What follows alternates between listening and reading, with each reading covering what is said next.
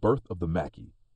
In the year 2439, under a sky filled with the roar of fusion engines and the acrid scent of scorched earth, the Terran hegemony unveiled something the galaxy had never seen before, a towering 100-ton machine of war known as the Mackie.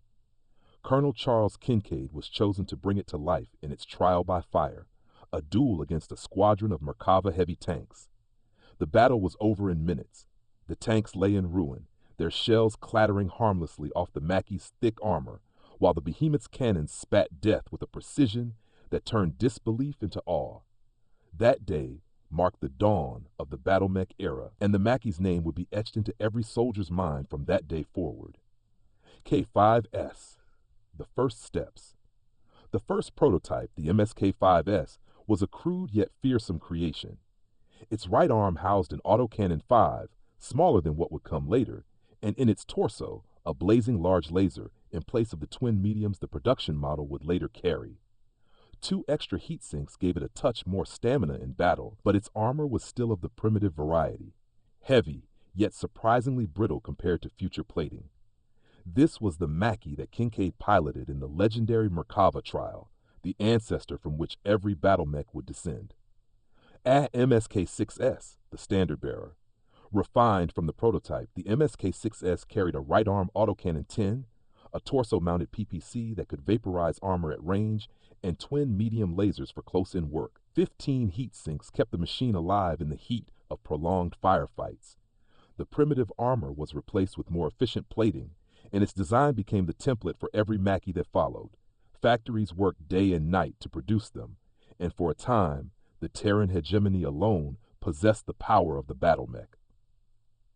MSK-7A, the monster emerges. By the late 2400s, engineers sought to make the Mackie more terrifying. The MSK-7A traded the smaller autocannon for a colossal autocannon/20, a weapon that could rip apart even the toughest fortifications in seconds. A second large laser was added to the torso, complementing the ever-reliable PPC. The heatsink count rose to 21, and the switch to standard armor made it vastly tougher. The 7A was no longer just a battlefield presence, it was a walking executioner, a siege engine in humanoid form. MSK-8B, the modernized Warhorse. As years turned to decades, Mackies aged but refused to die. The MSK-8B was born of necessity, retrofitting existing nice 6S models with modern components to keep them relevant. The upgrades were subtle but effective. A Beagle active probe was removed in favor of an extra heatsink, armor was increased to 19.5 tons, and all systems were fine-tuned for longevity.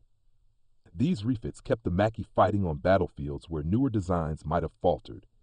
MSK-9H, the proud survivor. Though many nations abandoned their cloned Mackies for newer machines, the Terran hegemony clung to theirs with pride. The MSK-9H was their perfected design, 2 Donald PPCs, an Imperator autocannon/20, and a pair of Starflash medium lasers.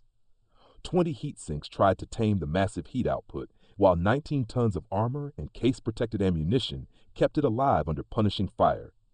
Outfitted with a Beagle active probe, it was as much a hunter as a brawler.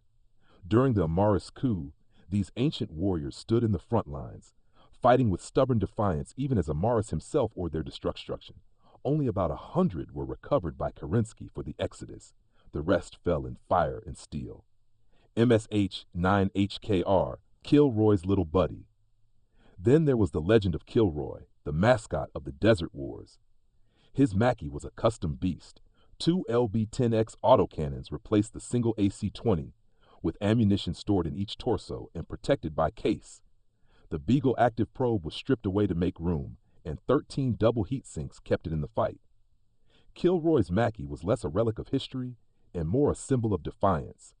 The machine everyone wanted to take a shot at, but few could bring down. The legacy. From the humble MSK-5S to the brutal 9H and the eccentric Kilroy, the Mackie's bloodline is the iron foundation on which all BattleMechs stand. Every PPC blast from an Atlas, every autocannon volley from a Marauder, every laser beam from a Warhammer, they all trace their heritage back to the moment the first Mackie walked onto the battlefield. And though centuries have passed, and the galaxy has birthed countless newer machines, when one of these ancient titans appears on the horizon, even the boldest warriors pause, for they know they're looking at the first of its kind, the one that started it all.